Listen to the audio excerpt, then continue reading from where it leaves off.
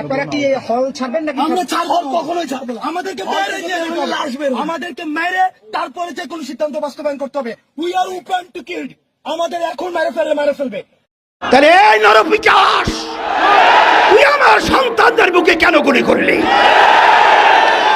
আবু সাঈদের হাতে কোনো অস্ত্র নেই, ওর হাতে কোনো লাঠি নেই, ও একটা মেধাবী ছাত্র, ওর কোনো সন্ত্রাসীর কোনো তালিকা ওর নামে নেই।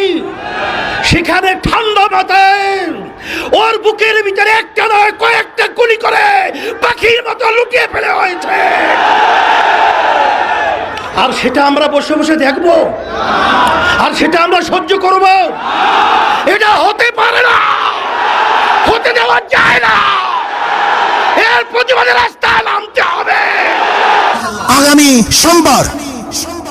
আগামী সোমবার 5 তারিখ ঢাকায় লক্ষ লক্ষ মানুষ নিয়ে এই খুনি শেখ হাসিনার উৎখাতের জন্য, পদত্যাগের জন্য, গদিচ্যুত করার জন্য গণমিছিল হবে ইনশাআল্লাহ। মনে কি পড়ে এই অতীতের কথাগুলো?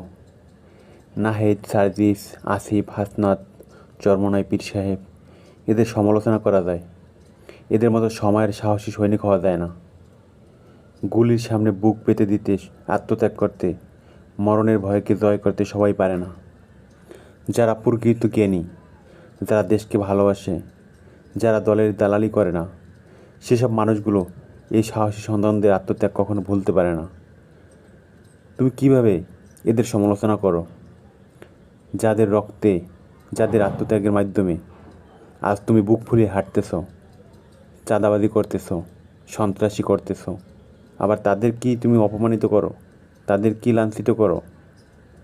তাদেরকে ভুলে যেও না, অতীত কখনো ভুলো না।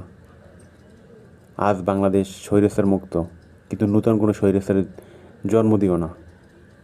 সেলুট জানাই এইসব সৈনিকদের, যারা দেশের সময়ের সাহসিকতার কারণে এই দেশ স্বৈরাচার মুক্ত করেছে। ভিডিওটি ভালো লাগলে সাবস্ক্রাইব করে ফলো দিয়ে পাশে থাকুন। ধন্যবাদ সবাইকে।